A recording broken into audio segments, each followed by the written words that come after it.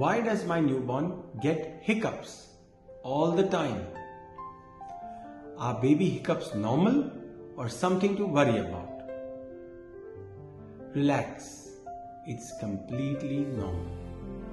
Hiccups happen when baby's diaphragms get stimulated, usually after feeds. Newborn hiccups are absolutely harmless and super common, especially after feeding or if they've swallowed air. And remember, it doesn't hurt your baby. Actually, many babies sleep through hiccups.